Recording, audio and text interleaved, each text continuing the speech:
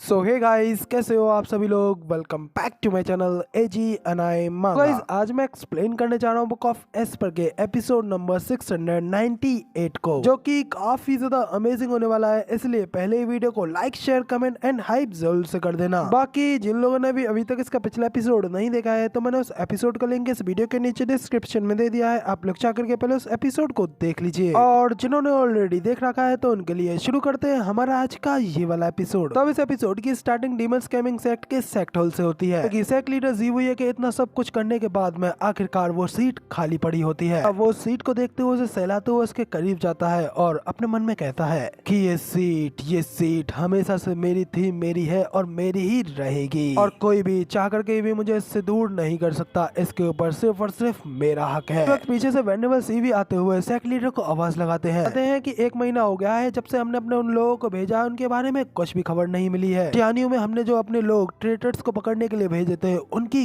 कोई खबर नहीं आई है। इसलिए मुझे डर है कि कहीं अब इधर टियानियो एम्पायर का नाम सुनकर तो उधर जीवीए को भी कुछ याद आता है। वेनेबल सी से कहता है कि ओ, मैं तो इसके बारे में भूल ही गया था कि वो ज़ूफेन टियानियो से ही आता है। तो मेरे ख्याल से वो टियानियो के लोग ही उन विद्रोहियों को वहाँ पे साथ दे रहे होंगे।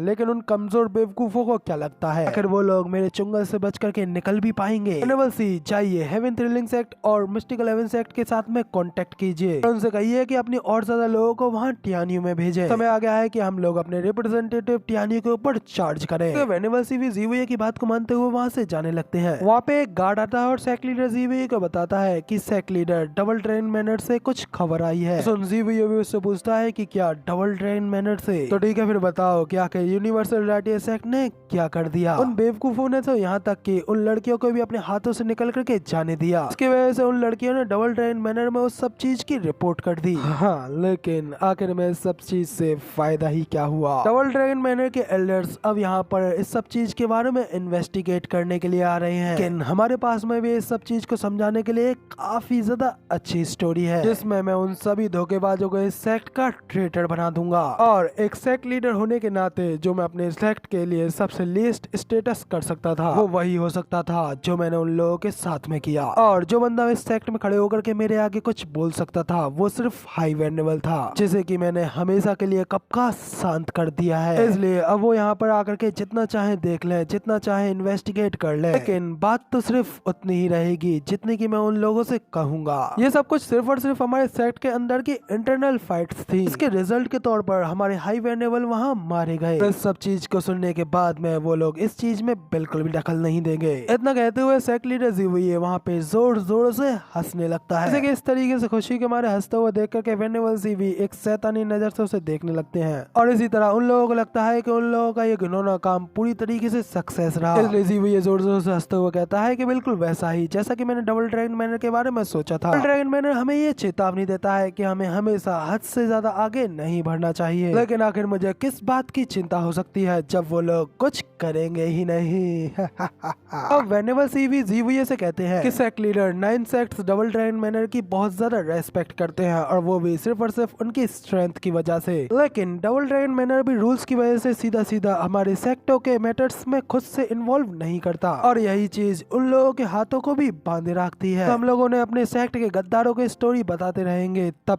तक वो लोग भी हमारे साथ में कुछ भी करने की कोशिश नहीं करेंगे, क्योंकि अगर वो ऐसा करते हैं तो फिर आखिर भला कौन उनका यहाँ पर सम्मान करेगा। इन सब चीजों से पूरा वेस्टर्न लैंड ही केओस में पड़ सकता है, इसलिए वो लोग इन सब चीजों को हमेशा हर कीमत पर अवॉइड ही करना चाहते हैं। पर वो ये भी उनसे कहता है कि हाँ वेनेबल सी, आप बिल्कुल सही कह रहे हैं। वाकई में वेनेबल सी, आपकी योजना तो पहले से ही तैयार है। चलिए तो फिर इस चीज को पूरा करते हैं, लेकिन मेक श्योर करना कि तुम उन निकम्मों को भी ज़ूफेन के साथ ही बांध देना। इधर वो लोग ये सारी बातें कर ही रहे होते हैं कि तभी एक और गार्ड एक रिपोर्ट लेकर के उन लोगों के पास में आता है और उनसे बताता है कि सेक्ट लीडर इमरजेंसी एक रिपोर्ट आई है। सेक्ट लीडर भी उस रिपोर्ट में आई जेट स्लिप को लेता है और उसे देखते हुए कहता है कि आखिर अब किसने मैसेज भेजा है। लेकिन जब वो उसे पढ़ता है तो उसे पढ़ करके उसकी आंखें हैरानगी के मारे खुली की खुली रह जाती है, और वो गुस्से में अपनी मुट्ठी में उस जेट स्लिप को तोड़ते हुए चिल्ला करके कहता है, अरे वो संग एम्पायर कुछ महीनों पहले ही यहाँ पे हमारे डीमन स्कैमिंग सेक्ट के अंदर अपने लोगों को जोड़ने के लिए भीख मांग रहा था। अब जरा देखो, वो लोग अपने शब्दों से पीछे हट रहे हैं और हमें रिफ्यूज कर रहे हैं। के बारे में सुन वेनेबल सी भी सेक्ट लीडर से पूछते हैं, क्या ये वही ग्रेट एम्पायर है जो कि पहले के superior 3 sect universal rightest sect का हुआ करता था? सचमुच मैंने नहीं सोचा था कि एक ग्रेट एम्पायर इस तरीके का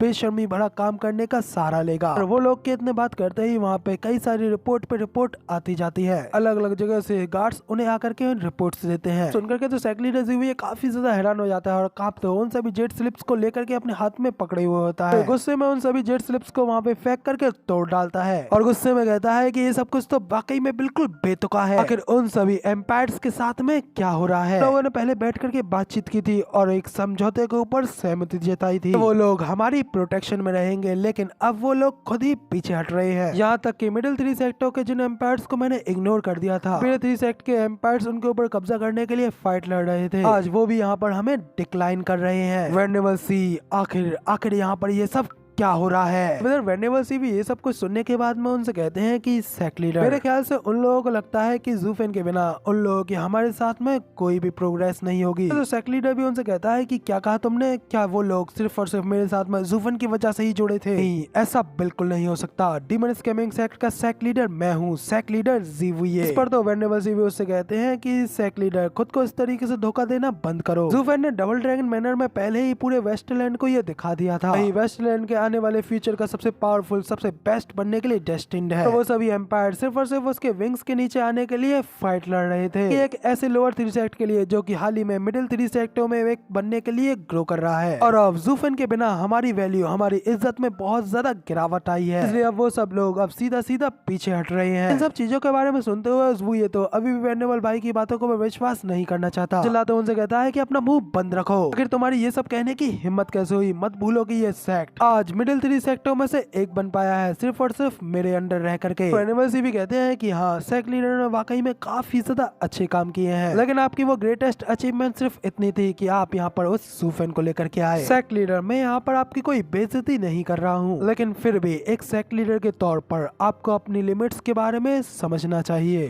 और अगर सच कहूँ तो मुझे ज़ूफेन को आपकी जगह लेने पर सहमत होना पड़ेगा। ना चाहते हुए भी मुझे ये मानना ही पड़ेगा कि हाई वेनेबल ने बिल्कुल सही चॉइस की थी। ज़ूफेन आपकी जगह पर एक सेक्ट लीडर होने के लिए कहीं ज्यादा वर्दी है। भले ही पहले हमारे सेक्ट के सेक्ट लीडर थे, लेकिन तब तक तुम सेक्ट लीडर इसलिए थे क्योंकि हमारे पास में तुमसे ज्यादा बेटर चॉइस नहीं थी। लेकिन जब कोई तुमसे भी ज्यादा बेटर आया तो तब इस सेक्ट को बदलाव की जरूरत थी। भले ही मैं हमेशा से ज़ूफेन के खिलाफ रहा हूँ, मैं हमेशा से उसे मारना चाहता था क्योंकि वो मेरा दुश्मन है, लेकिन योग्यता के मामले में मैं उसकी पूरी तरीके से प्रशंसा करता हूँ। इवन के डिसीजंस के मामलों में मैं उसके करीब नहीं हूँ। वेनेबल सी के मुंह से ज़ूफेन के लिए इतनी ज्यादा तारीफों को सुनते हुए सेक्ट लीडर ज़िवुये काफी ज्यादा गुस्सा हो जाता है और उनसे कहता है कि वेनेबल सी अपनी बकवास बंद करो। वेनेबल सी ज़िवुये की बात पर बिल्कुल नहीं रुकते और वो चिल्लाते हुए से कहते हैं कि और एक और चीज, सेक्ट लीडर, अच्छा रहेगा कि अब तुम अपने इस गुस्से के ऊपर कंट्रोल करना अच्छे से सीख लो। जैसा कि आपको पता है कि अब इस सेक्ट में सिर्फ और सिर्फ हम जैसे बूढ़े ही शामिल हैं। मैंने यहाँ पर तुम्हें तुम्हारी इस सीट को पाने में मदद की, इसलिए अब बस सीधा सीट के ऊपर बैठ जाइए और पहले की तरह हंगामा बिल्कुल मत करिए। जब आप किसी ऐसी चीज को पाने की कोशिश करते हैं जो कि शुरू से ही आपकी नहीं है, उसे पाने के लिए आपको कोई ना कोई कीमत तो चुकानी